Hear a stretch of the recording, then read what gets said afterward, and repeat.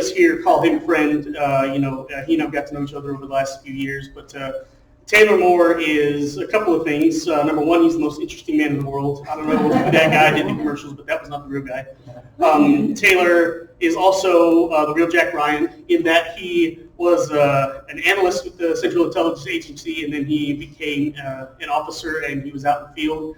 And I have no idea what he did, and you all are never going to know what he did. But he did some great things for our country, so that's amazing. He was then a contractor with the Department of Defense, if I'm right. Once again, no idea what he did, but he did great things, so he deserves our respect. And then he became a landman and started securing mineral rights up near Canadian. And that's a fun job. I imagine I've never done it, but I know of landmen, and so I'm sure Taylor was great at it. But then he became a full-time author and speaker, and so that is what brings me here today. And he is what some might call an overnight success in that his debut novel, Downrange, which came out last month. With a Big Five publisher, William Morrow, which is an imprint of HarperCollins. And according to Publishers Weekly, they printed 100,000 copies of his novel in hardcover. And we've got about 100 of them back there, or however many we have. So if you brought a copy, you can sign it. And you should also buy another copy and have him sign it for a friend. Because we want to support Burning Owl. We want to support Taylor because he does get a cut of every single one of those. That's how it works. But he's also a sixth-generation Texan, and so for those of you who have read his novel or who are about to read his novel, that's important to know because that is a big part. It is a thriller that he wrote, Downrange.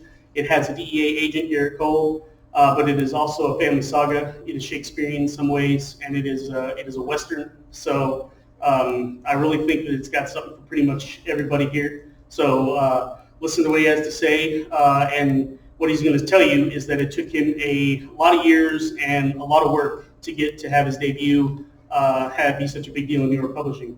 And what I like is that we had Mr. Erickson and his son here last meeting 2 months ago, and that was a good template for how to do it on your own, how to start your own company, how to write the novel that you want to write, and how you can be successful that way. And a lot of us in here self-publish or go with small independent presses, and that's a great business model.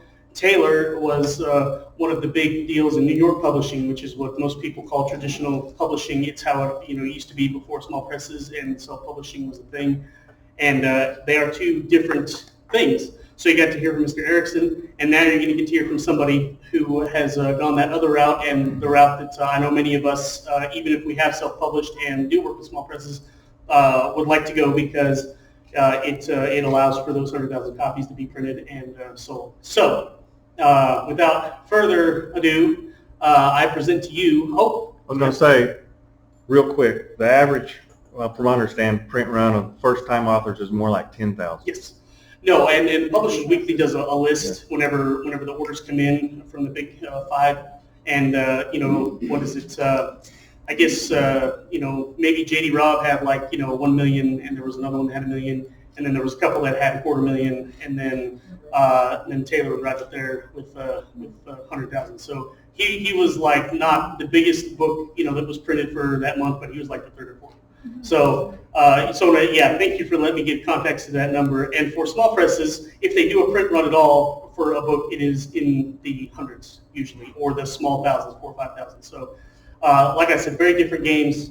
So Taylor's going to get into the weeds, hopefully a little bit, on what it takes to get to where he is. So, Taylor Moore, please come up here and enlighten us.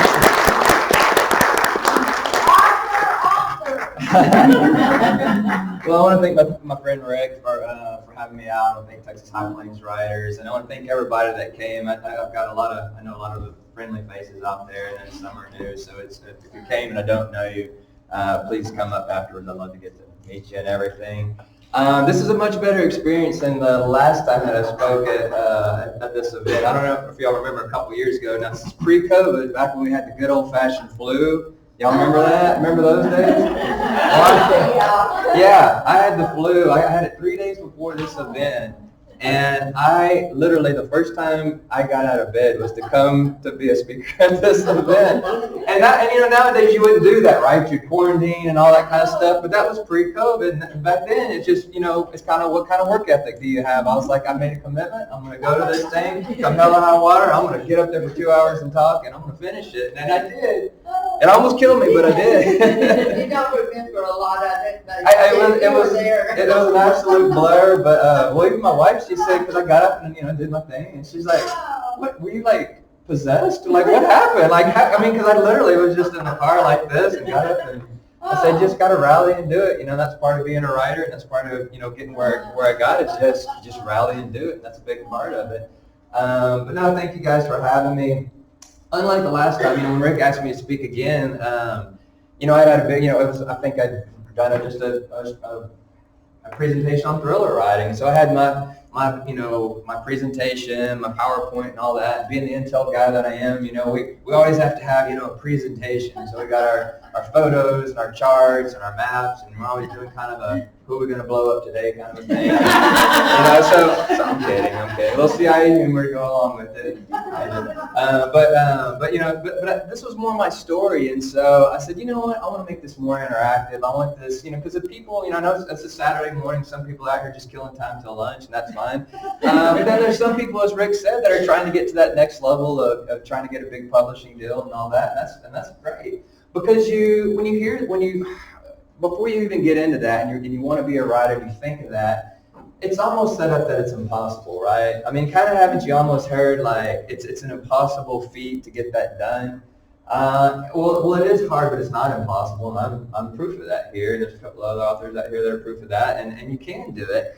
And so what I want to do is make this more interactive. I kind of want to sit up for a minute and just tell my story of like how I got to this point.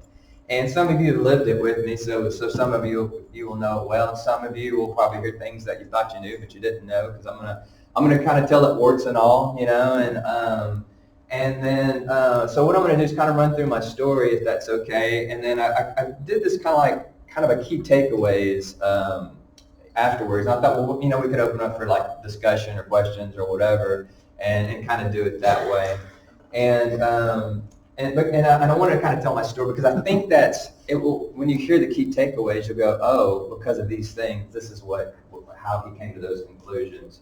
And I think it's more interesting to do that. I've done a lot of podcasts and things, over doing the marketing and publicity. And I found the best, most fruitful sort of way to sort of convey information is through discussion. It really is. It's better than interview. It's just those have been really good, and they're fun for me because during the interviews kind of get the canned questions, and that's always fun too. But the discussions are really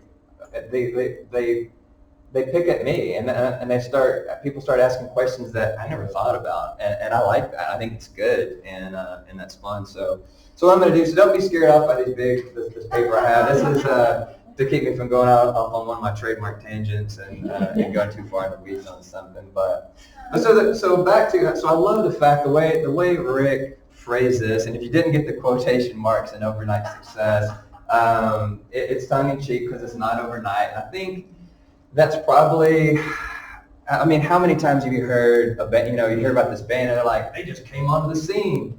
And you like go back and research, and they have 5 albums in, and then they had that one hit that got them noticed, and they didn't just come on the scene. And I think that's true for a lot of actors. That's true for a lot of writers, artists, whatever it is. Rick can tell you from having been to Thriller Fest in New York, that's the story you hear. That's the real story, is that nobody just popped on the scene. Again, I know it happens, but most of the big names that they struggled, and they wrote, and they wrote, and they wrote, and then eventually they kind of got to that point, or got a publisher, or got an agent, or whatever it was, but it took years to get there. Really, that's my story too. So I'll start with this. So I love that, and people ask.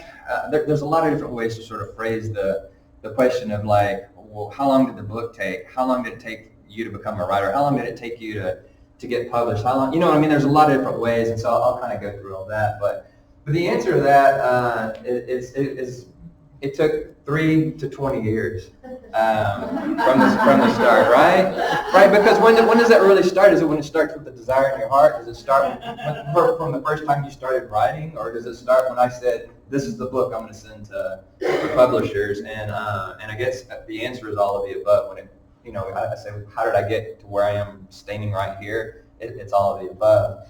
So my first book that I ever wrote was in the year 2000, so that was, really over 20 years ago. And it was more for me a kind of bucket list kind of thing. I'd always liked writing, I enjoyed it, I enjoyed telling stories.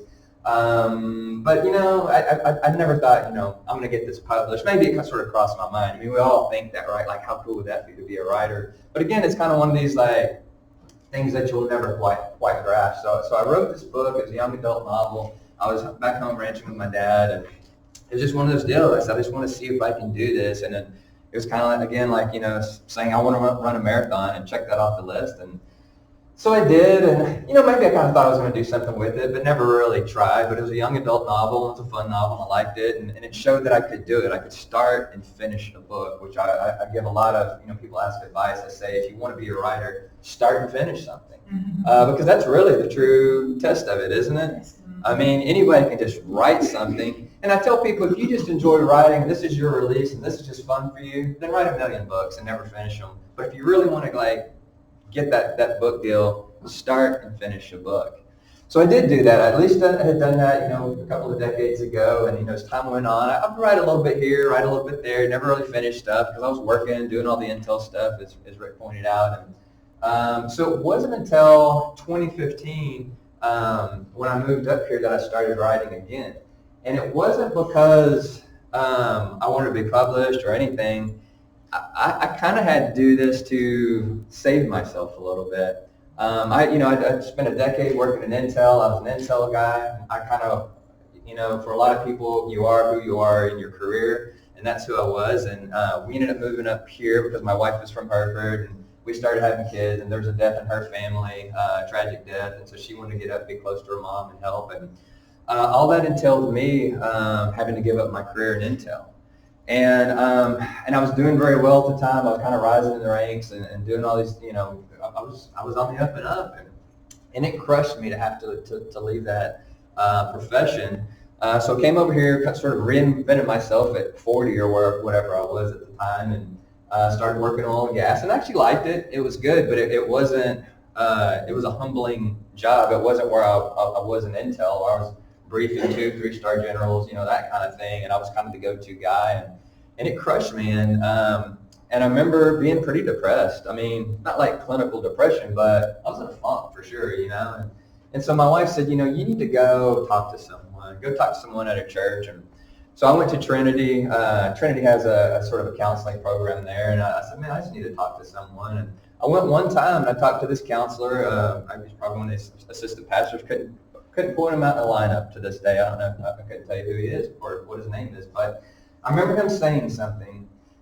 He said, that day is over. Who you were as an Intel guy, that's over, and it's not coming back. But you have to take what drove you, what made you successful. You have to take whatever that was within you, and you have to channel that into something else.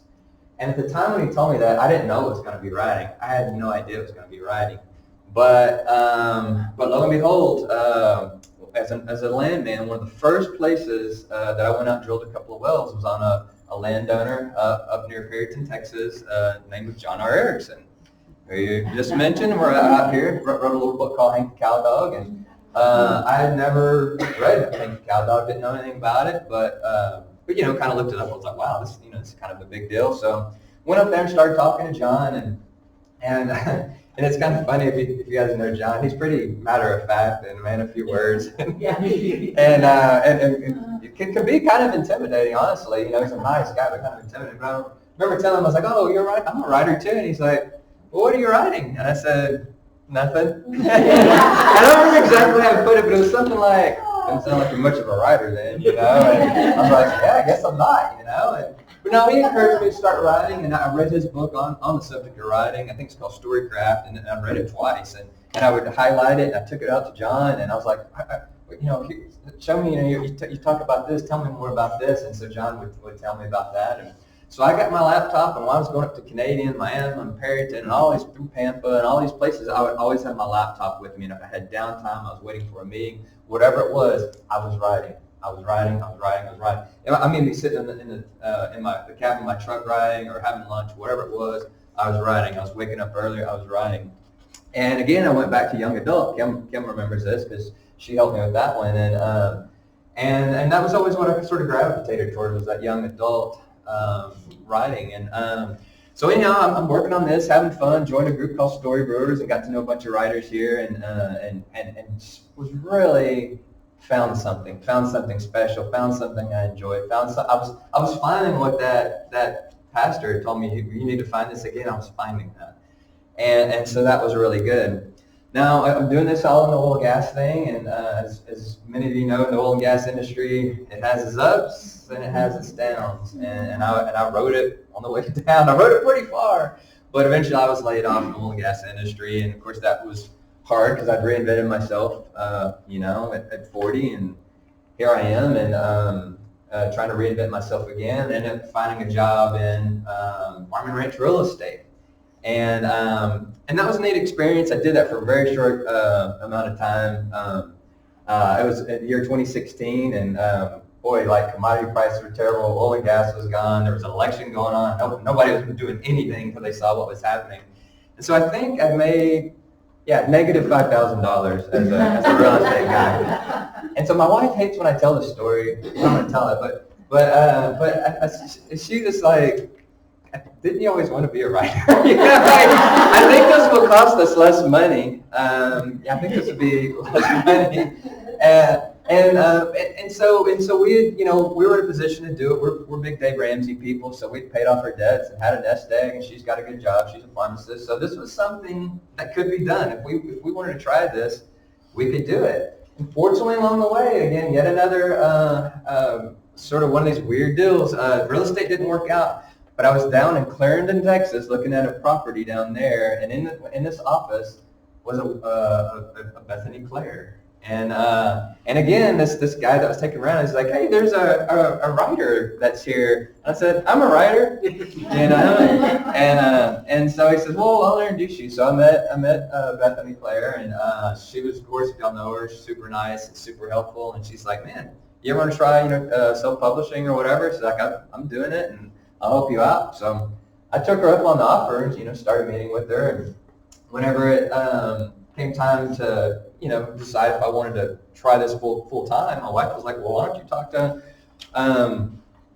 that writer friend of yours? And so I did. And so honestly, I probably wouldn't have left working full time had it not been for what she was telling me we could do in self-publishing, because I just thought traditional publishing never going to happen, and so anyhow, so I kind of left that with the idea of I was going to self-publish, and started fresh. I'd been doing the young adult stuff, but again, back to what John Erickson had said, he's like, man, you're in the CIA. Why would you not write about that? And and the answer was that I needed some distance from it. I needed a little distance from it, and so that's I wanted to escape. But he was right, so I started, writing more of the traditional spy thriller, and that was going well. And in that process, I ended up meeting Jody Thomas and Linda Brode through a friend of mine named Bruce Edwards. And I always like to tell the story of Bruce. I wish he was here because I could pick on him better if he was here. But he went to Story Brewers, and he read this piece that he wrote. I was like, that is the weirdest guy on the planet. Got to meet him. I love weirdos, man. I love weirdos. And if you ever see me beeline to you, it's because I think you're a weirdo. And so I met Bruce, and he was just as strange and as cool and interesting that you'd ever meet. But he introduced me to them, and through Jody and Linda, I read, and they asked me, so, well, what are you going to do? And I said, I'm going to self-publish, and they were kind of like, why don't you give traditional a thought? Why don't have you thought about doing that? And I was like, I assume it's impossible, right? And they said, well, let's give it a shot. Because if, you can always, do independent publishing, you can do whatever you want to do, but just why don't you give it a shot? And I thought, well, yeah, what's the harm in that? Because, there's all these different options you can do. So I said, okay, well, let's try. And so they brought me in, took me under their wing. And honestly, I would never be with this publisher I'm with were it not for them. because they'll shake their heads no, but yes. They took my writing, which I think was okay. It was decent enough writing. They took me, I would say they took it up a level.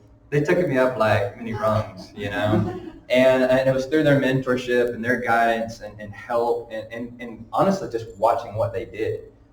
Sitting there listening to them, how they tell stories and what I always said, because when I came on, I'd never read a romance novel in my life, and I thought I wouldn't like them, but I did, because they were just good stories. They're just good stories about human beings and about people, and what they did is they did a level of world building. They taught me world building, and when we think of world building, we think of like Game of Thrones or something.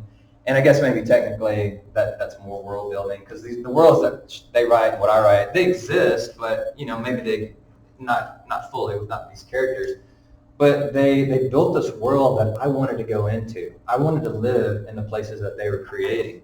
And so that's what I started doing, where I write about Canadian, I write about Perryton, I write about Miami, I write about these places that exist. But this, the ranch, all these different places, I wanted to create a place that people wanted to go to, and they wanted to be a part of, and they wanted to be best friends with the characters.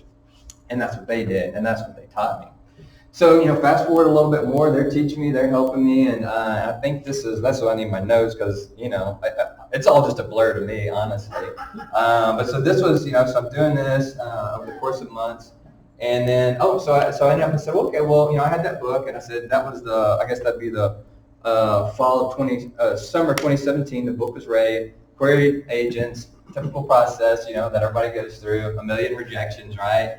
But I did have 3 requests for full manuscript, which I was told, somebody described that as winning the lottery in the writing world. They said, that's pretty huge. Now, I'm under no illusion. I get that I was CIA and everything, so I'm going to get an extra look. I thought that was going to get me more of a look than it did. That gets you your toe in the door, but the writing's got to... the writing's going to make it, because it doesn't matter. And when I talked to an agent or two, they're like, oh, I've dealt with a million guys like you. And I was like, I thought it was your only one, And that's not the case. There's a lot of people out there doing it. So you got to it'll get your toe in the door, but sending that sample, that writing sample it gets you that next level. So what happened is my agent now, John Talbot, was the first to get back to me, and he rejected me. And what he said was, your writing's good, your story's good, but here's 15 things that are wrong with what you sent me. And so, I always tell people, I said, I went through that list, I went, yep. It was all, he was right. He was right. The book was not ready. So I went and I pulled, and then there were 2 other really high-profile agents that had, wanted full manuscript. I hadn't heard back from them yet, but I pulled that manuscript from them, and everybody tells me, you're crazy. Why did you do that? Because they might have taken you on, and that might have been an opportunity. I mean, why did you do that? And my only answer was that it wasn't ready. It wasn't right. This agent was right. That book wasn't ready. And so it's still, it might have been a dumb thing. They might have taken you on and said, well, I'll fix it. But it just wasn't ready. It didn't feel right. So I pulled it out, rewrote that entire book based on John's observations of it. And I always like to tell people, I didn't just do it because some guy in New York said you should do this. I did it because he was right. And I've heard different things from people, like about, somebody really told me they wrote like a thriller and it said that their agent or a potential agent said that they should make everybody into vampires or something. So you got to use your own common sense here, right? Maybe if you want to write a cowboy vampire book, maybe you don't. I don't know. I mean, you just got to be your own best, But it wasn't. Everything he told me was good. So I took it back, rewrote it, and resubmitted to a bunch of agents. Some the same that I'd sent before, some different. And I resubmitted to John. And then when I did that, a friend of mine who's an author here, she's not with me anymore, but she said, I can't believe you did that. I said, why? She said, that's the cardinal sin. If an agent rejects you, you never resend to them. I was like, well, so if the worst thing that happens to this guy today is that I redid over the course of months everything he said and resent it to him, well, then the hell with him if he's that mad about it, And she's like, well, I'm just telling you messed up. So okay, that may be the cardinal rule, but so anyhow, but I didn't hear back from John for a long time, and so lo and behold, here's Thriller Fest is coming up, and that's Thriller Fest of 2018, I guess. Is that my mind? Yeah, just to say, yeah. So I was signed up for Pitch Fest, where you can go and pitch agents, and I got a call from John about 3 hours before Pitch Fest. And I was sitting in a room, like getting ready. I saw this New York number pop up, and I never, we all get those like telemarketers. I'm like, I never do this. I never. And I answered. I was like, and so I ran out to the hallway, and John's talking to me and how he liked the book, and so I get to the end of the conversation, and he'd asked me to, he said, basically said, I want to represent you, and I said, I just got to be clear about this. You're saying you want to represent me, right? And he started laughing. He goes, that's what I'm saying. And so it's so funny because it was so, again, we set ourselves up for this is never going to happen. So when it did finally happen, I just had to hear it again, And I remember being there in New York, and I was kind of leaning against the wall, and I just sunk, my back just kind of slid down, and I just sat Indian style on the floor, people walking around, and I just soaked it in. I just soaked it in for a moment. And called my wife, of course, immediately, and she was thrilled and all that. And so from Thriller Fest, I learned so much at Thriller Fest. I told John, I was like, listen, I want to rewrite this book because there's so many things. I know it can be better. So over the course of months, I rewrote that book, sent it to him, only to have him say, you know what? Why don't we just scrap this book? Why don't we get rid of this book? So at this point, I've rewritten it's like we've been rewritten 4 times at this. When I say rewritten, pretty big rewrites.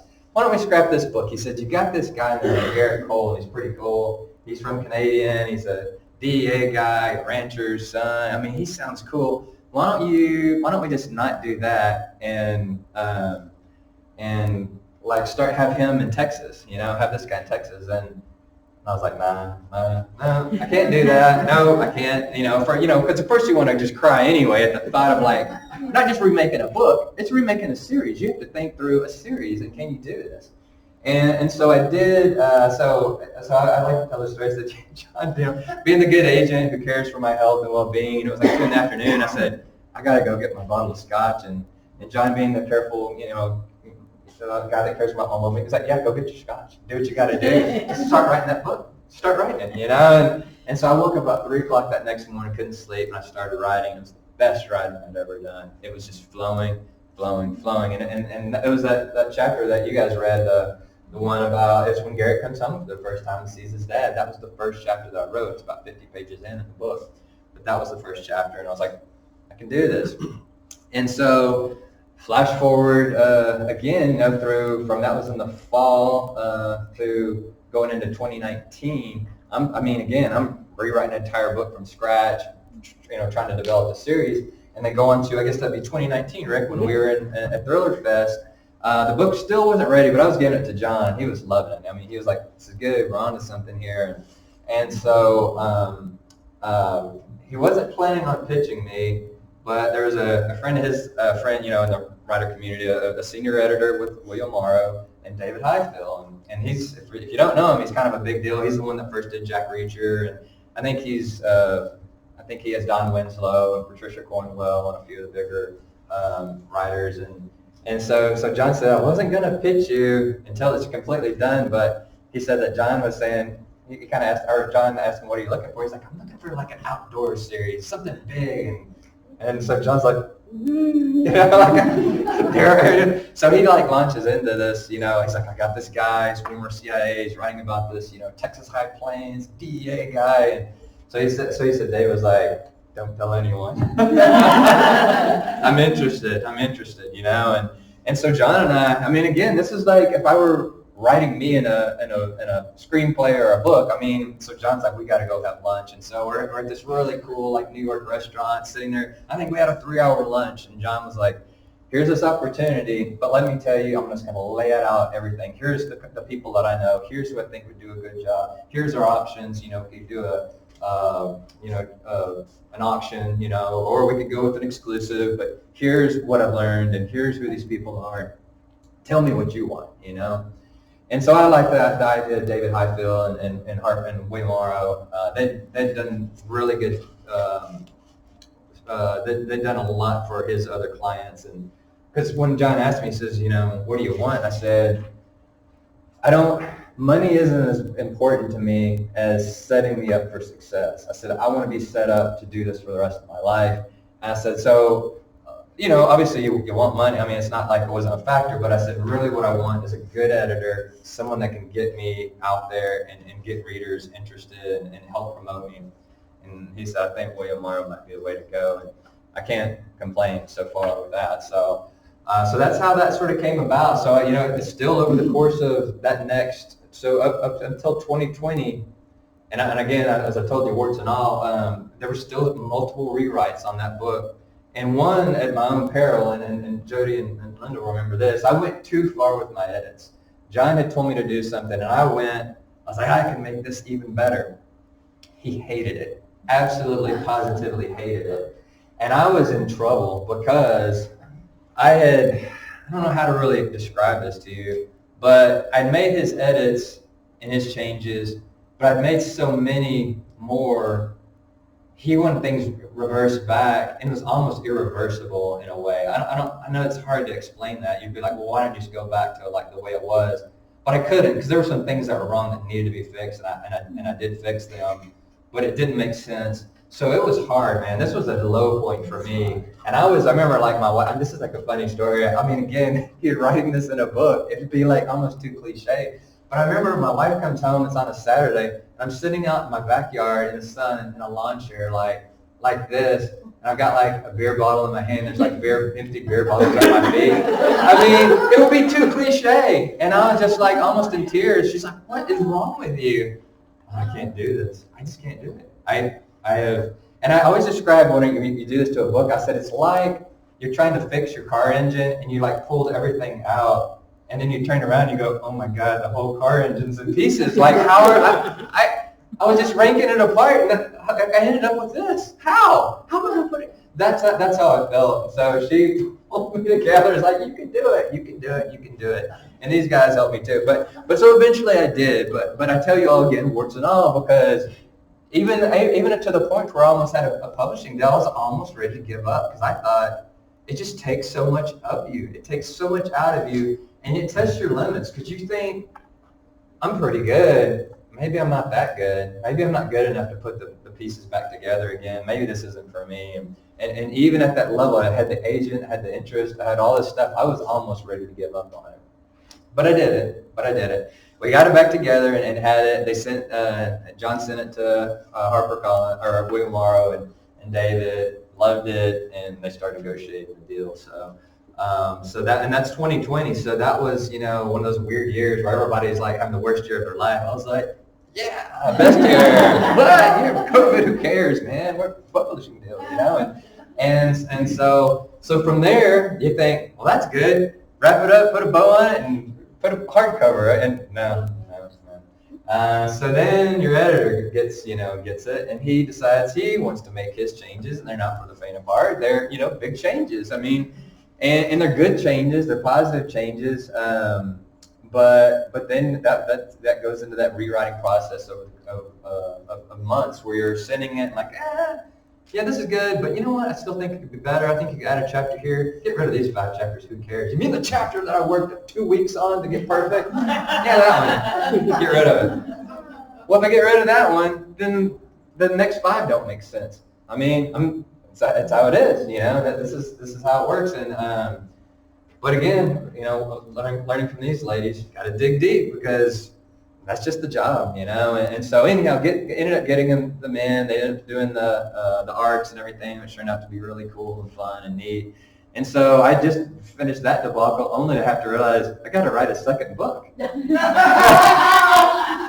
So no rest for the weary, right? So so this is, 2021. Where are we now? 2021. So January, I start writing. I got a whole book to write by June. So I had 6 months to write this thing. And these guys will tell you, I wrote 7 days a week.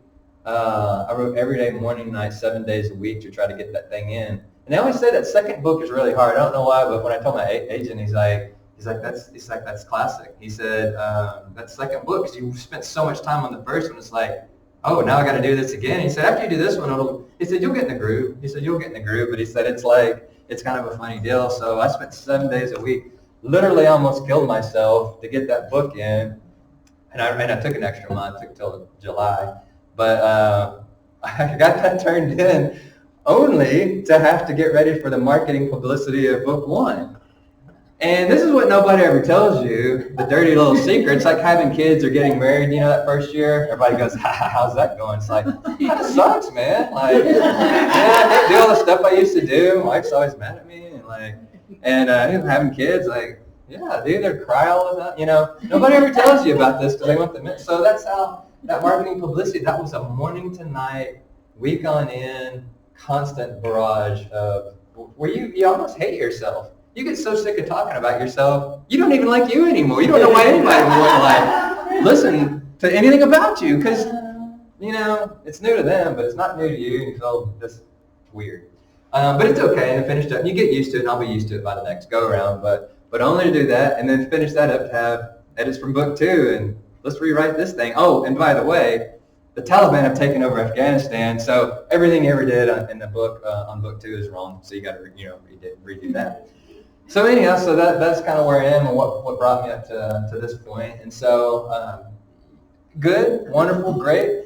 It's taken years, as you can see, and not without some really hard times, not without times where it really took a toll on my health. Like I could, my wife will tell me when I'm constantly editing, and it's a funny, I guess it's funny if it wasn't said, but I'll come out and it'll be like 4 in the afternoon. I'll still have my bathrobe on. My hair will be all crazy. My eyes are bloodshot. And she's like, look at you. Like, what's wrong with you?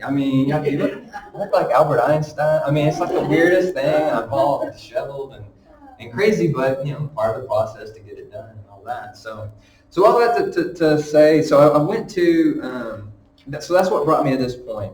And so I wrote down some lessons learned and key takeaways. So I'll kind of tell you what just popped in my head as I'm thinking of this. And if y'all want to interrupt, if you want to just say like, here's this, or here's my thoughts, here's a question, feel free. But and some of these are hard and fast rules, and some of them are just like opinions. Some of those are just like, it just popped into my head as I'm thinking about all this, and I knew I was going to come talk to you guys, and so take it for what it's worth. I wrote this down too, and I don't really know why.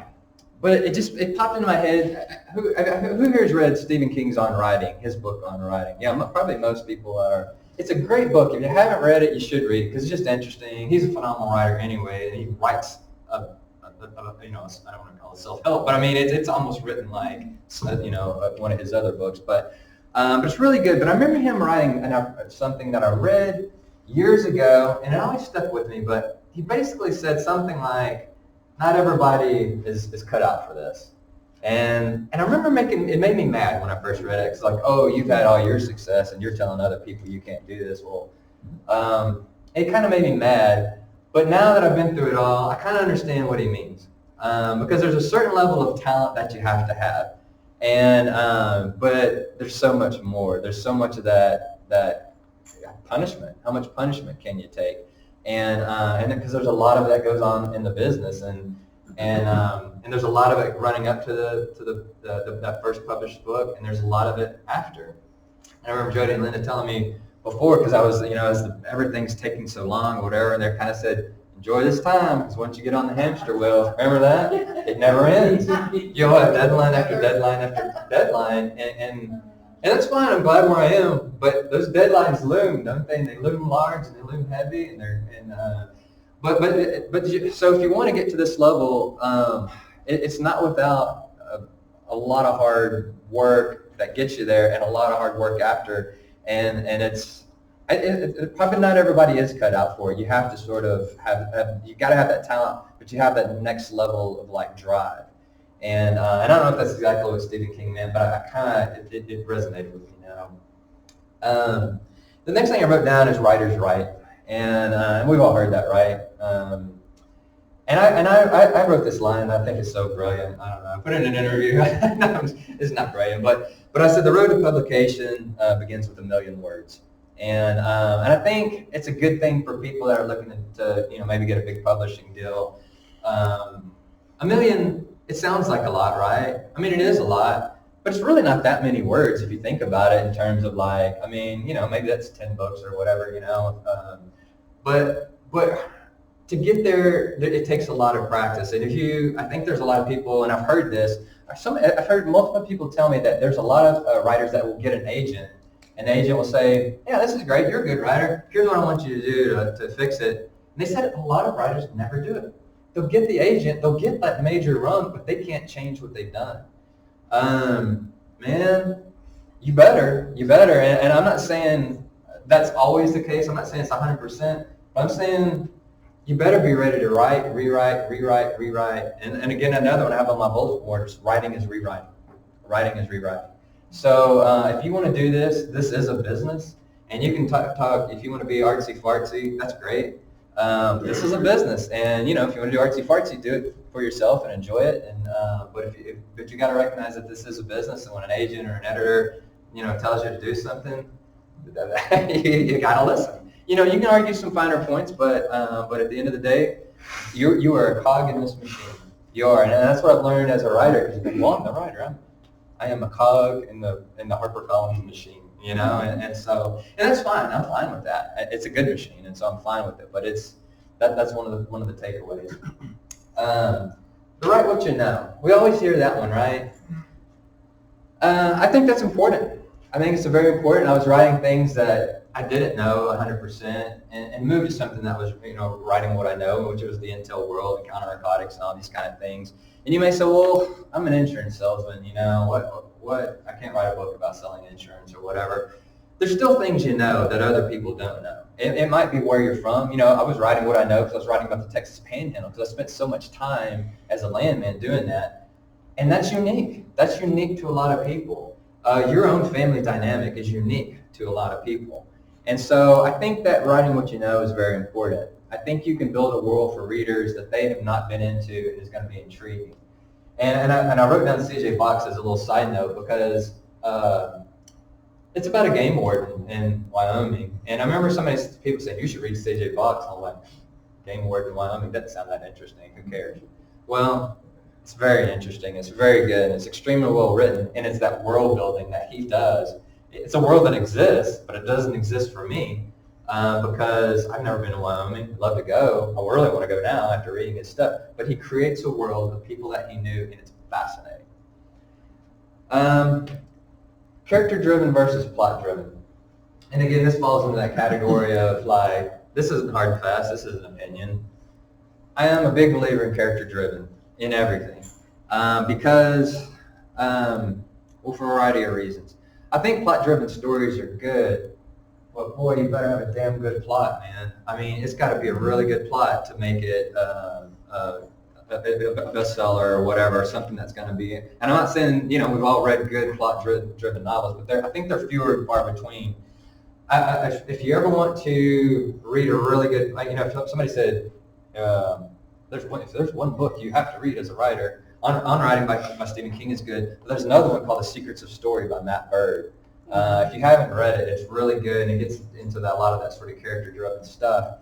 But that's where, if you can get good characters that people like, that resonate with, I don't care, because there's a lot of people, and the old, if you've read some of my interviews or anything, I always talk about Lonesome Dove, and I always say, I'll always recommend it, and people go, I don't like Westerns. I'm like, oh man, do you like stories about life and love and loss and what you could have had if you'd made different decisions and like friendship and bonds and there's so much to it. It's a character-driven Western, if you will, because the character, you love them, you fall in love with these characters, and that's what I was, when I was going and doing research for writing thrillers, I'd go to the library, get a stack, and I'd sit there and read 100, 150 pages. And what I realized is I could put it down after 100 pages and go, that's interesting. But I didn't care enough to finish it. That's a problem. As you're going through, you need to write characters that you're so interested in, that you want to see resolution, that it doesn't matter if there's a nuclear bomb about to go off, or they cheated on a test, or whatever, it doesn't matter. It could be the biggest, the smallest. You want to see them get through their dilemma. So for me, it's about character. character driven. It just is. That's not hard and fast. That's just my opinion, but that's one of the things that I came away with, and I think has been successful or helped me with my success. I said this in the last time I spoke here. I'm going to say it again. Writing is a team sport. And I know there's always this sort of like image of, the lone writer in his office, and there's a lot of alone time. We all know there's a lot of those lonely hours, but you better have a support group. You do. You really better have a support group. You need it, whether it's a critique group, a fun group like we had, like a story brewers, where you're out there drinking beer and reading your stories and just having fun and meeting people, or being in like international thriller writers or Western Writers of America or whatever. You need other writers, or this group. I mean, but I mean, you need other writers, and you need them in your life, and because they're the ones that are going to pick you up when you're down, and they're the people that are going to celebrate with you when you have something good that happens. And other people can celebrate with you that aren't writers. It's not as good. It's just not. It's good, but it's not as good because they don't know. They don't know what this world is, and they don't know how hard it is, and they don't know what it's like to put blood, sweat, and tears into this. And they don't know, it's just a different world that we're in. And writers, we have a bond. We do. And if you go to these international thriller, like when we do, it's just the coolest thing. It's the coolest thing. You found your people, and it's fun. So if you don't do those things, do them. Find a way to do them. And then the last thing I have on my list is so decide what you want, formulate a plan, and never give up. And it goes back to what I said on the start of this, kind of that it's one thing if you have the talent, that's great, because you need the talent. You're going to have it. If you have the ability to get this done, that's great. But it's that next level of like not giving up. If you want to get on with a major publisher, you're going to take lots of rejection. You're going to take lots of criticism.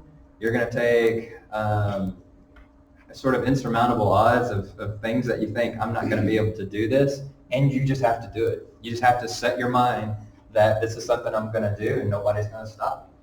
And I think that's really what's been sort of the driving factor with me, is I think I'm an okay writer. I think I can tell a story, but nobody was going to stop me. Come hell or high water, I was going to do this, and nobody was going to stop me. And I think you have to have that attitude going in it. And if you don't have it, forget it. So that's pretty much all I have in terms of what I was going to say. And so I don't know if you guys have any questions or comments. I think because Q&As are, they can go long. Why don't we take a break? We get some refreshments, go, get a raffle ticket for some of the books. Do that thing, talk amongst yourselves. Let's do that for about 10 minutes, and then we'll come back and we'll have a Q&A with you. I'm assuming August of 2022, but once the edits are done, I need to start working on book 3. So we'll start working on a second book deal, assuming they want to have me back. So you renegotiate with them at that point? Yeah. So I don't have any. When you have an agent, they're the interface for all that, and then he'll come back to me with all that stuff, and presumably they're looking at the market, they're looking at sales, and they're looking at all these different things, and then there's a lot of different factors that go into it, and that's why I've tried to be a low maintenance author, because I realize I have a senior editor with William Morrow, so I don't bug him unless I really need something, and I try to hit all my deadlines that I can, and I try to be somebody that's low maintenance and somebody they're like, yeah, let's keep this guy going, because I recognize as a new author, you're only going to have so much success, right? I mean, again, back to that whole I guess the point being is that nobody knows who you are, so it might take a while to sort of get your name out there and word of mouth and all that kind of stuff, to travel, so it's hard to do, but there's different factors that come into play. So yeah, we'll start negotiating a second book deal, again assuming they want me around for probably another 2-book deal. But yeah, the next book comes out it'll be like summer of next year. Now I take it they don't have to see the manuscript of book 3 to start working on the deal. It's going to be based on what has already. That's another weird one. I mean, there's a lot of lessons learned. Like for book 2, I think I sent them an outline. I don't even know if he ever really like responded to it. I mean, it's a funny deal, like, because I there's this sort of like misconceptions that you might have. Like, I really thought like, oh, for book 2, my editor and I, we're gonna really sit down. He's gonna tell me what he wants. No, just like keep doing your thing, and so yeah. So for book 3, I have some questions about how he wants to go, but honestly, I don't think they just let you do your thing. Kind of weird. I mean, there's so many. It's a weird process. I'll be honest with working with these big publishers because, there's times I'll have questions and I've kind of learned because my wife will be like, you should ask about this, you should ask about that. And then like, I've learned I would say they don't like you to do that, but everything is within their time schedule. And they have a certain way of doing things. So I just learned I don't ask questions, I don't mess with them, and they don't really mess with me. Like when it comes to, not my editor will have thoughts about how it should go, but in terms of like the trajectory of the series or anything, I mean, if he has thoughts, he hasn't told me about them. They kind of they leave that part up to you. At least mine, my experience. I'm curious because you've talked about all the rewrites, all the edits, all those suggestions you got, and we want you to see you do this.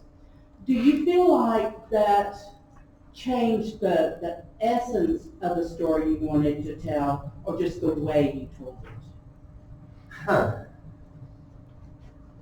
I think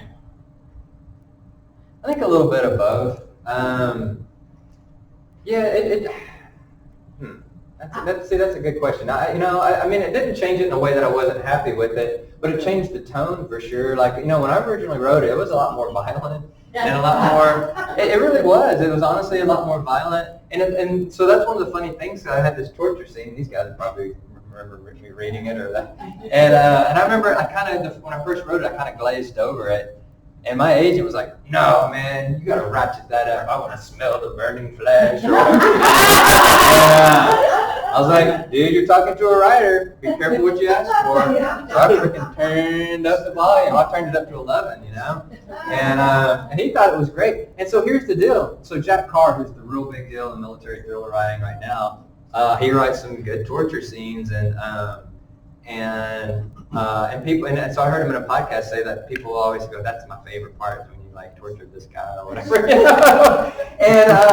And so when my editor saw mine, he's like, "Get rid of that. No, we're not going to go there." I was like, "Well, you did Jack Reacher." I was like, "There's some pretty hardcore stuff in that." He goes, "Yeah, but we didn't show it. We talked about it. We didn't show it." I'm like, "Okay, fair enough." So they took my book to PG-13. It's PG-13. I mean, it had some more, language in it, but it was always the bad guys. But I thought, well, but he took it out, and I think it made it a better book, and or not better, just different. It maybe appealed to. It might have turned off some audience. That what's the point? The point is to tell a good story, and it didn't change the story. It just changed maybe the feel a little bit. So yeah, that's that. That was going to be my question. Was did they tell you directly, because we're talking about major commercial fiction that you're trying to sell, that whole print run that I talked about? Did they tell you they did that to gain a wider audience and to make sure that that, or was it more about the writing, or did they get into business where they talked about that? They didn't tell me. They didn't say that, but you're reading between the lines, right? And I had this kind of neat experience because I'm a friend of a guy named Don Bentley who just took over the Tom Clancy series, and Don's a great writer. He wrote his own. He's got his own series going, and his first was Without Sanction, and I read that, and I gave it to my mother-in-law to read, and she's 81 now, and she's a real avid reader, and she really loved the book until they got to the interrogation scene, which I didn't think was that bad. She's like, oh, that's just too much. I don't like reading that kind of thing. And I knew she'd never recommend it to her friends. She enjoyed the book up to that point. That turned her off. So I was like, maybe this senior editor in HarperCollins knows what he's talking about after all.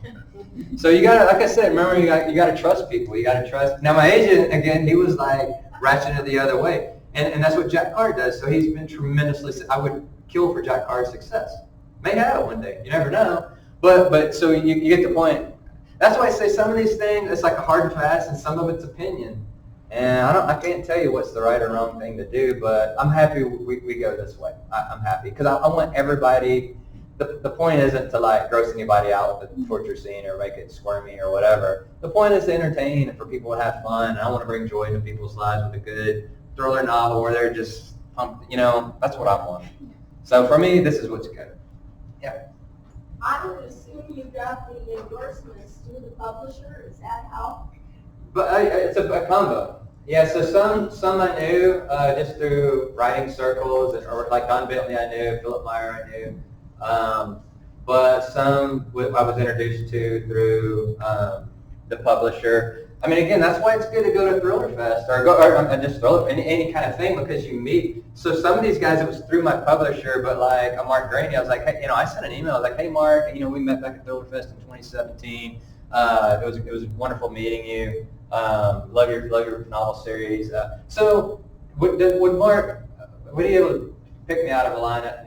No way. But the fact that we had legitimate, and I said we met through Walt Gregg, who, Walt's kind of an old hand around, you know what I mean?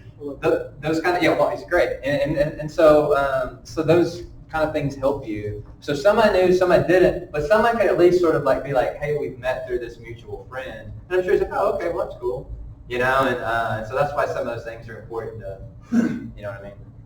And then some, some reached out and said they would do a blurb and never heard from them again. Some I reached out directly to, never heard from.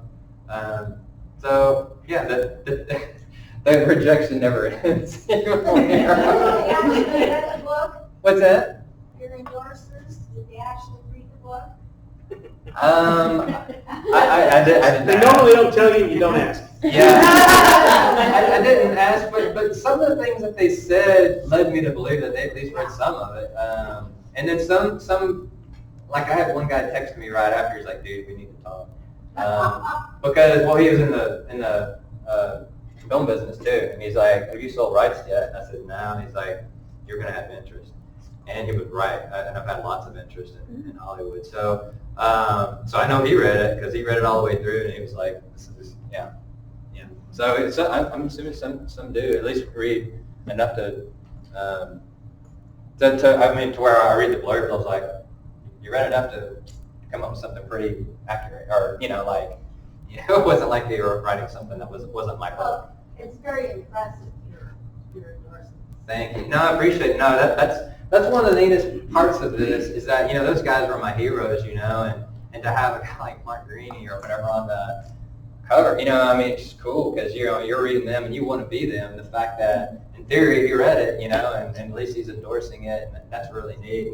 And you end up emailing with those guys because they'll say like, hey, can I send a email to say thank you? And so they end up writing back, and and it's fun. So you develop, and so the next time I see them again, they know who you are. So it's pretty neat. I haven't read the book. I might know this if I had. Yeah. I just bought it today. Because of your background in the CIA, did you have to clear this with them? Yeah, there's the CIA has a publication review board, and I always send everything to them to get reviewed. So I've been through that process multiple times, and it's a very antiseptic, sort of strange process. You send it this email thing, they send you a weird fake name back as to who's reading it, and they'll say like the board has read this and approved, or the board has read this and you need to redact this things and send me every copy of it because it's got classified material. Yeah, so I do go through that process.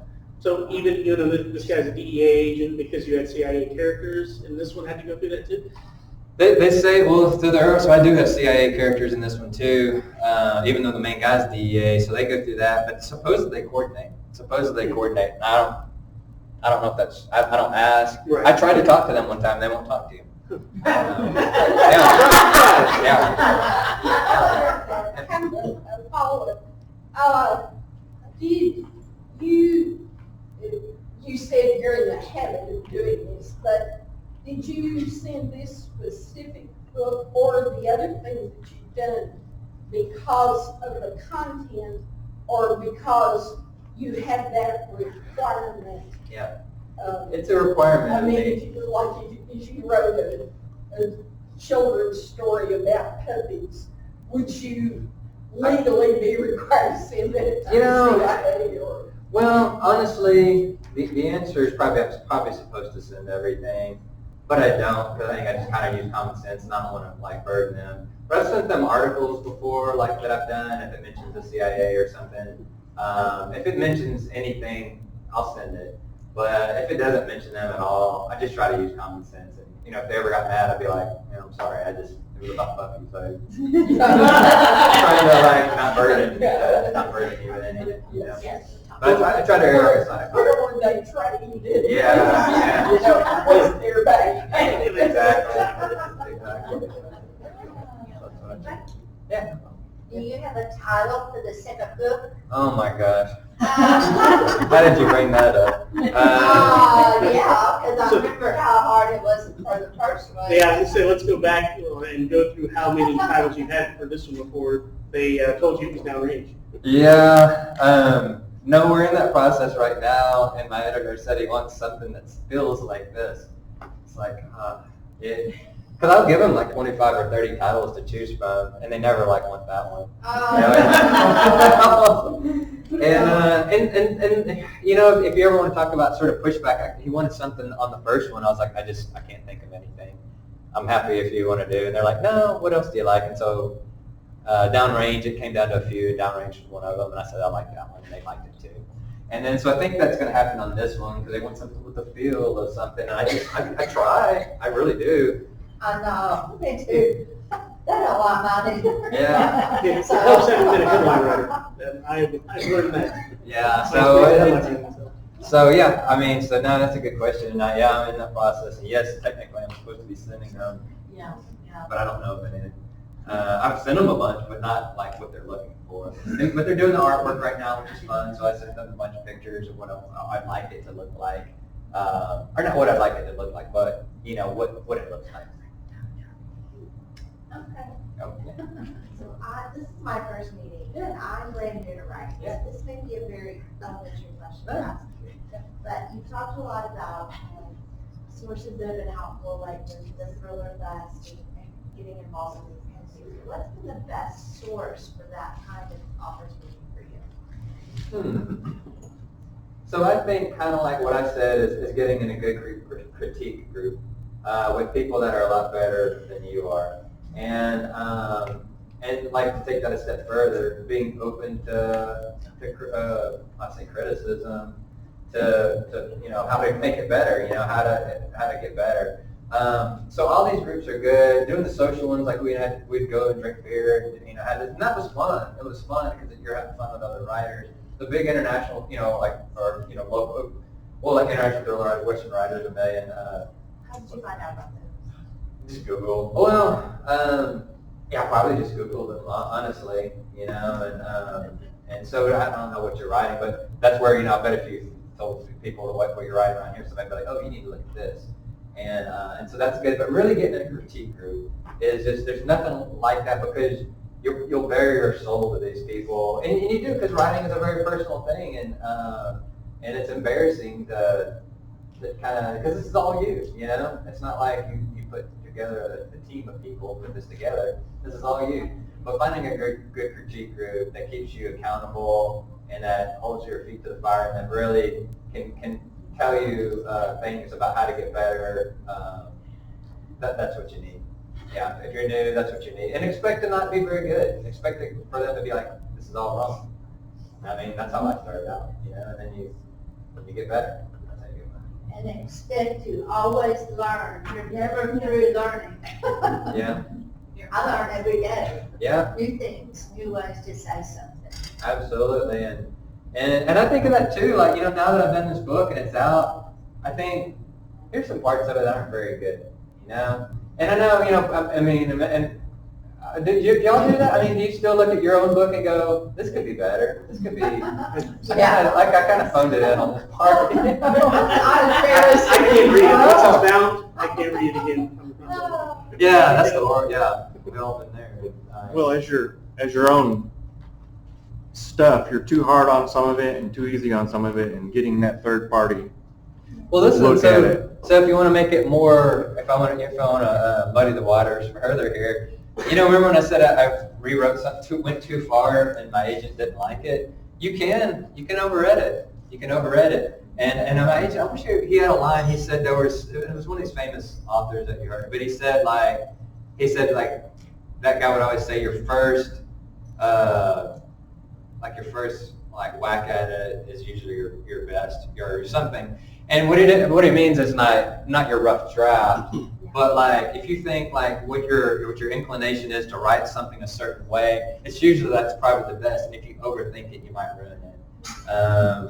And so that there's probably some truth to that. Yeah.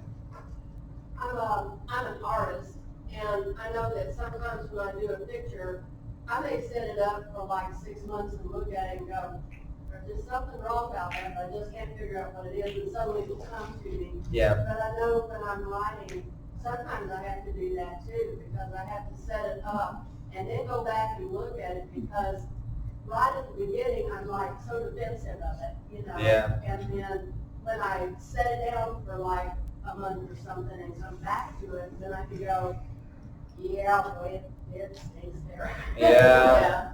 Yeah. What was the author's name of the Secrets of Story? Matt Bird. Yeah, I believe it's BYRD. Yeah. One of the things that I heard here probably 10, 12 years ago was these are not your children, they are not your babies. Yeah. They are cookies. Yeah. Yeah. Sometimes they're raw, sometimes they're burned, but they're cookies. Yeah. And just do whatever you have to do Yeah. to make it good. There you go. Your darling.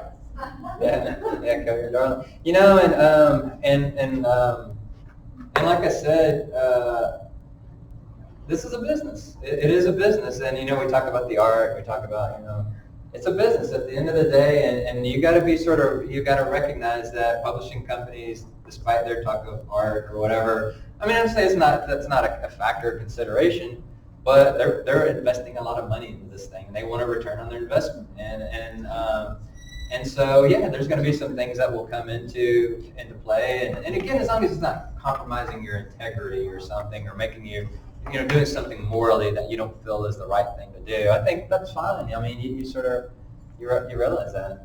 You need to bring out the positive as well.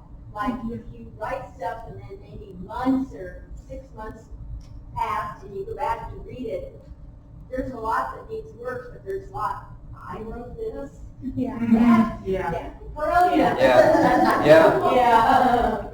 Yeah, it's funny you say that, because again, I think Rick was saying, you read stuff so much you end up hating it.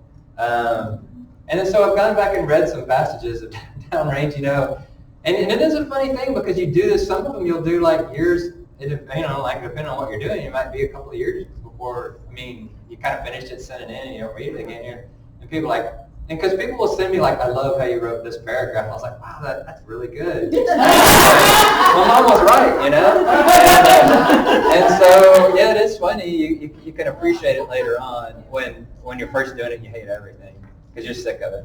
Yeah. And there's different ways to go about it. I know you had the best critique group ever, but I found when I was writing my book that I wasn't getting on with it, because I'd take a chapter and they'd go through it and then I'd work on it again. And I was trying to do it chapter 1, chapter 2, chapter 3, chapter 4, and I was getting ideas for a whole 5-book series. And I had a friend who said, write scenes. Yeah. And so I basically have all 5 books where the ending and everything written. Of course, I have to go back and do all that rewrite for each book. But that was wonderful, because I was finally moving on. Yeah. Yeah, you gotta figure out the process, and everybody's going to be a little bit different. But I have a question. Have you noticed that you as a person has changed? You said like you're drawn to the crazy people. yeah. And I don't know how many times in my life people have come up to me and said, that person's lying to you. And I said, yeah, but it's so interesting. Hey, I write fiction. I'm scared too. I'm attracted to games or whatever Yeah. that are different. Yeah. And I wasn't that way. Yeah. And I can't be around normal people that don't write. Yeah. That works me to death. Yeah. Yeah. After 15 minutes of out how to get stains out of the carpet, I just go crazy. Yeah. Unless they're blood stains, if they're blood stains, you can talk Changes about. like that. You do. I think people are one in places or another. Like I might see a seedy bar and I'd be like, man, I'd love to go in there and like just get a visual of what that. And there's a place you never want to step foot in, but as a writer, you're like that. I can see Garrett hanging out in that place, meeting Smitty or something, and so yeah, you want to see like places you'd never ever want to venture into as a normal human being. But as a writer, you do. So yeah, it changes you, and you become a little more. I don't know. You'll probably even watching like a TV show, sit there and go, "Man, it would have been better if they would have said this," or or they could have set themselves up for more tension if they would have just like gone this way. And so it's funny how you do that, and yeah, because you have a different eye on things, So is it harder to read for enjoyment now? Yeah. Well, I don't really. I don't really read a lot of fiction anymore. I read a lot of nonfiction because I'm usually trying to read for the next book or learn something new and yeah, so I just don't really read as much fiction. And I've kind of gotten, you've probably heard people say this, and I always thought this was so dumb, that, fiction writers will say, oh, I don't read fiction anymore because I'm worried about plagiarizing or whatever. I kind of a little bit like that now. And it's not that I'm worried as much that I'm going to plagiarize, but I'll have ideas for something, and then another writer will write that, and I'll be like, oh, now I can't do it because this guy did it. And I'm like, it'd just be easier not to read it, and then it'd be like, I never read that. You know what I mean? Or you're stealing a name or something like that. Or, yeah, so it does, and I guess that's one of those Twilight Zone moments, right? As a fiction writer, you only get to the spot where you never read fiction again, I mean, it's kind of weird, and not that I won't, but there's some weirdness to that, I guess except for if somebody wants to learn from you, that would be, because that's really the only fiction I kind of get into anymore is if I'm blurbing a book. So. Yeah, I guess if I'm blurbing a book, I'll do it. But I hardly read fiction anymore, just because I don't know. Yeah. Anybody else? Oh yeah. I have, okay. I know that for this first book, I know you physically did a lot of things as research, and like ride in a helicopter, hang out of it with a rifle, and oh gosh, you did so many things. Yeah. So do you recommend that for people, or just? Absolutely. I probably should. Did it help? Yeah, it helped a lot, and I probably should have brought that up, so I'm glad you reminded me. Yeah, anytime you can really do it, do it. Get out there, and sometimes you won't really do it. Like, if you read the book, there's a lot of like shooting on horseback. Well, I never shot off horseback because I'd probably die in the process. But I went out and met with a couple of people. I went up to Pampa and met with this lady who rides and shoots competitively. I went outside of town to a couple of guys that are riding and shooting competitively, and I just sat and watched them. I took videos. I asked questions. Got the stories from them. But if I can do it, if it's shooting a type of gun that's in there, I'll try to shoot that type of gun so I'll know how it feels. Or shooting out of a helicopter, or just walking the places I'm going to be. If it's up on the Cap Rock, I'll just get out there and look at it. And a lot of it's about talking to the people. If I'm writing about a Green Beret, I'll talk to them and see what it's like. There's a part about there's a little bit of PTSD, not a whole lot in there, but I would get somebody that had I was like, is this? Sometimes I would ask them before, and sometimes I would send them a paragraph and say like, is this right? Did I get this right? And, they'd say yay or nay. But yeah, anytime you can get that hands-on on the ground experience, absolutely, and it's fun. That's the most. Police department. Oh yeah, did ride along with the police department. Yeah. You did a lot. I did a lot of stuff, and it's the most fun part. I mean, it's as much fun as the writing. Really, it's like getting out there and doing it. Because you're thinking, oh, I'm gonna write this. You're taking notes, and it's really fun. Yeah. Anybody else? So I've got one. This isn't a huge spoiler to say that a lot of the story takes place in Canadian. You call it Canadian. In my books, I have fictionalized, like Stinnett, where I'm from. What went into the decision? Was it even a decision for you whether or not to, make up a name of a town that people would understand was probably Canadian, or to just go ahead Yeah. and say it, because bad stuff happens in that town in your book, and sometimes that's. So that's a great question, and it was something that Jody and Linda and I talked about too, because y'all typically make up the town, right? Yeah. Yes. And then, and the person who doesn't do that is CJ Box, because he has like Saddle String County or something, which is like the best name ever, and he uses real places, and my understanding is that they don't always resemble how they really are, like, but so here's why I did the way I did this, and maybe this is a good thing, maybe it's not, but my center of gravity was not Canadian, it's the ranch, and it will always be the ranch. That's my center of gravity, which is make-believe. It's invented. And if you'll as you read, the book one throughout the series, people will kind of be like, well, it's 45 minutes from here, but I mean, I leave it like mysterious. I leave it pretty vague. I kind of know where it is, and everybody knows it's near the Cap Rock, and it's near the Canadian River, but that could be 100 miles, so I leave it kind of vague and mysterious, and you could, people could piece it together and go, well, their kids go to Canadian, school, or whatever. I mean, so it's vague. So that's my center of gravity, and everything around it. So Canadian takes place, Perryton, but like in book 2, Border is a big part of it, and Fridge. So I'll always have something going on, but the center of gravity will always be the ranch, which is my make-believe town. That's because the ranch, it's big in this part of the world, and so that's why I did it that way. And I don't know if that's the right way to do it or wrong way, or maybe I should have made things up, but Canadian is such a make-believe town anyway. It's such a strange place with strange people in a good way. You know what I mean? In a positive way, as a writer, like, how can I make up another Canadian? It already exists. Why would I do that? Because it's so wonderful, and it's beautiful, and it's got neat restaurants and neat people. And so my rule, and people ask me this all the time, I said my rule, I just had this conversation 2 nights ago, is that if I write something bad, then I make up a name. If I write something good, I keep it real. So if it's a real restaurant and they have a good meal, then I keep, whether it's Stumbling Goat or Cattle Exchange. And I know everybody's going to think Stumbling Goat is made up, and it's real, And then so if you remember the Flying Bandit, so that's one of those funny stories. I made up the name of a gas station, which was kind of like Flying J or whatever, truck stop. But I made it up because in the book there was they went and bought drugs behind it, and there was a prostitute. Well, that chapter got cut.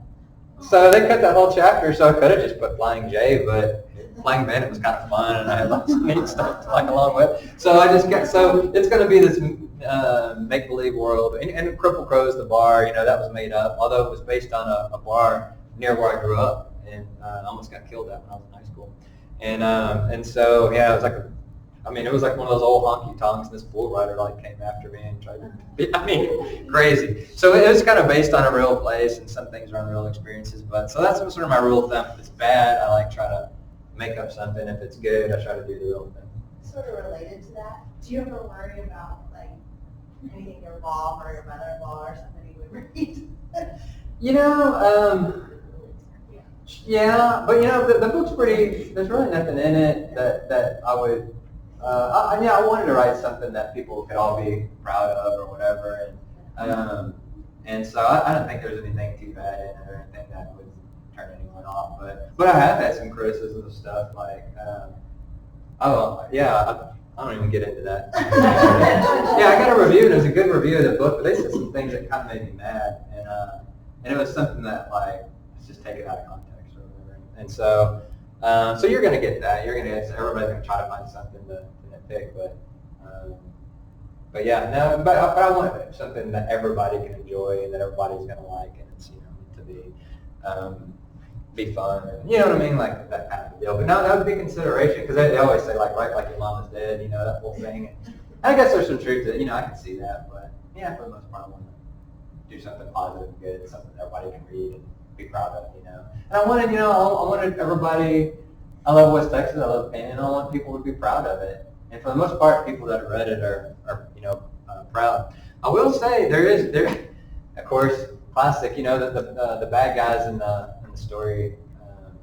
I won't give too much away if you haven't read it, but there's the name Kaiser that comes up, and they sort of. I just thought that was a cool name, and And Was so, there a Kaiser family that was unhappy with that? well, so and doing some of these Hollywood meetings that I've been Zooms, I've been doing. Somebody's like, "Oh, was that the Kaisers out of Hollywood or out of Oklahoma?" And I was like, "What?" They're like, "Oh, it's a big oil family, and they're banking, and they're like the villain." I was like, "No, it wasn't them." That's what I was asking because I read that and I'm like, I know he's making it up, but man. Yeah. So supposedly there's an Oklahoma Kaiser family, and then the other day I was out and I saw this lady, and she's like, "Oh, this is so good." She goes. She goes, "Is this about those Kaisers, the oil people?" And I was like, "Oh, you mean those people in Oklahoma?" She's like, "No, the ones just north of Amarillo." I was like, No. "Yeah." I'm like, "No, it's not. It's just like a great name. It was like a great villain name, So what, people are always gonna find something, and you just do your best, and just like, no, I'm not picking on anyone. It's not meant to be, yeah. I'm just gonna have to come up with some name generator at some point to come up with, be like, I'll blame the name generator for the bad guys. And it's funny too. Just I'll get to it one second. Just to add on to that, and even on the guns, I do a lot of research on guns and try to find who would really have what. And that's funny because some people are like, you need to leave out all these model numbers of guns. And it's funny because some people But really the military writers would be like, hey, you didn't tell me. You didn't tell me what kind it is. And they would be, for the people that read, they want to know. And so I try to do a happy medium of that. But at one point I had this gun for the bad guy. And I told this other guy I was working, there's a gun for the good guy. And I was telling the owner of that company, and he's like, oh, you should take it out. The bad guy has that guy. He was like, I'd take that out, man, because then it's going to be associated with somebody bad. I was always kind of like, any press is good press, So I did take it out, but he was an owner of a company. I thought, well, he wouldn't want his gun associated with the bad guy. So, you know what I mean? There's these little funny things. But I'm like, if I had a company, I would want it to be in the book just because maybe people would Google it and be like, well, this guy's rich, wealthy, and only gets the best. It's just everybody is going to have an opinion. It's going to be different. Oh, you didn't have any? You sure? I have a question. Well, I want to hear your random thought. You might be a weirdo. I'm just saying, you're not shy, Christine. I don't understand what's happening. I grew up in Louisville. You had a schnauzer that they made somebody asked. No, it's my friend growing up schnauzer. There you go. See, that's good. I need to this. Yeah, my dog's Kaiser. That's what he was always into trouble and thought, no better. I said something else.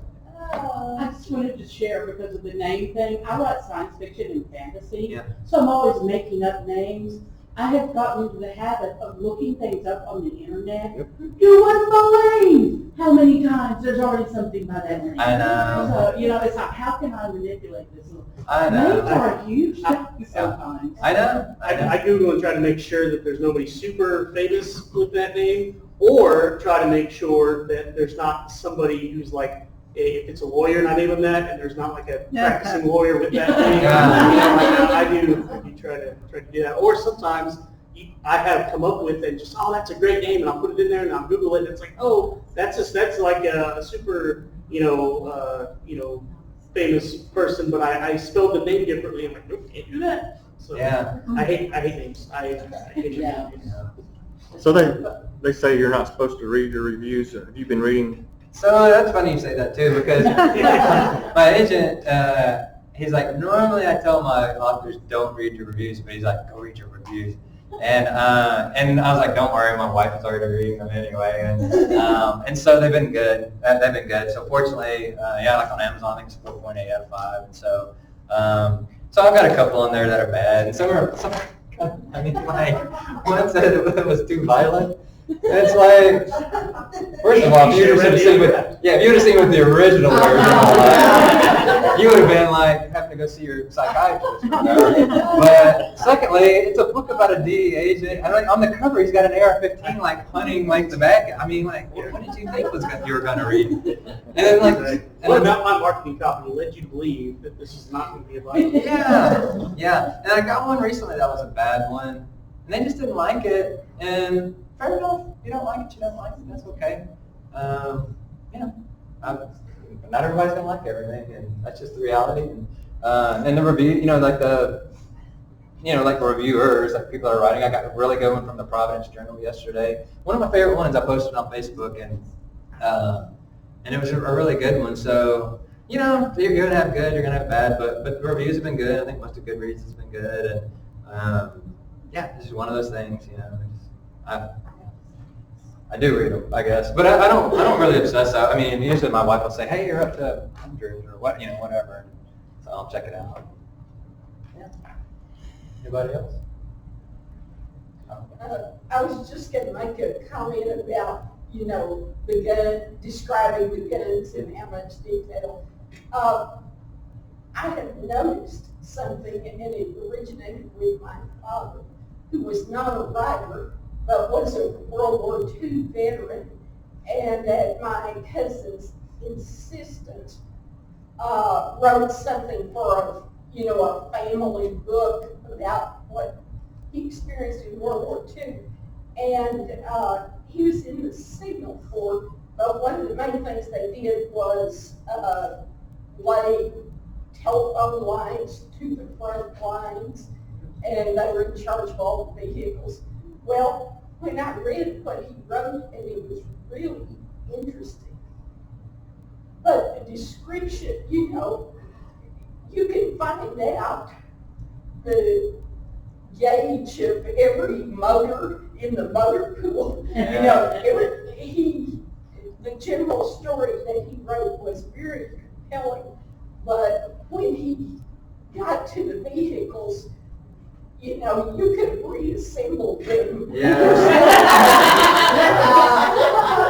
And so I started looking, and I have noticed in reading a lot of different writers, when you come to the thing that they did, you get so much detail. It could be guns or cutting timber or just whatever it is. All of a sudden, you know so much more about it than you ever thought you would need to know. And a lot of it is interesting too. But I mean,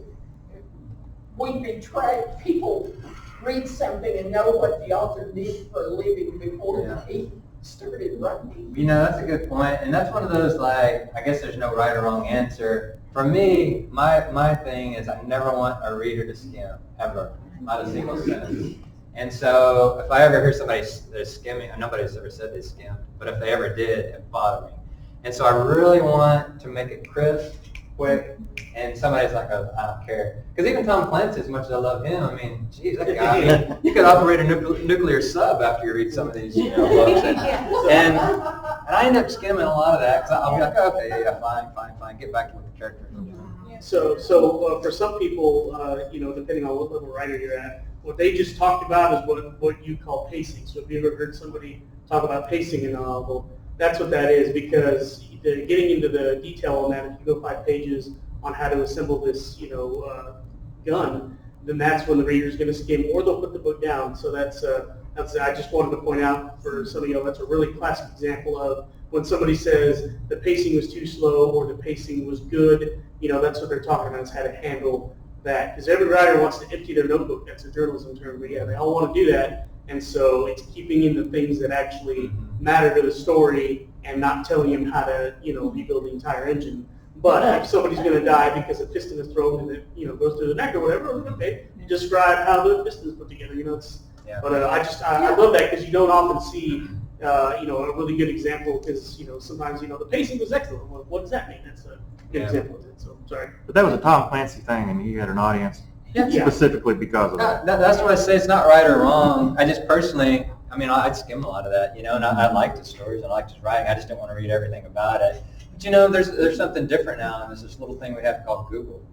And I kind of always, when he was writing, if you want to find out about a nuclear sub, he had done his research at, to the level where he was investigated, because people thought he was, getting classified information. He wasn't, but that's the only place you could really find all that information. So for now, like for me, I put the name of the gun in, and I'm like, if people want to find out what a Nighthawk is, they can Google it, and they'll find everything they want to know. And if not, might have to put like, this is out of Berryville, Arkansas, and you can do all these different things. But I feel like if you really want to know, you can Google it. But, I try to keep people from skimming. Although I've read people, reviews where people like, and it's just a personal preference. Some people are like, oh, I'd skim through all this like shooting stuff. And then some people are like, well, it's kind of boring when they were just talking, but all the shooting is great. It's, and then like one of my favorites was like, somebody said it got boring during all this male bonding. I was like, male bonding? Male bonding? You read the right book, and I guess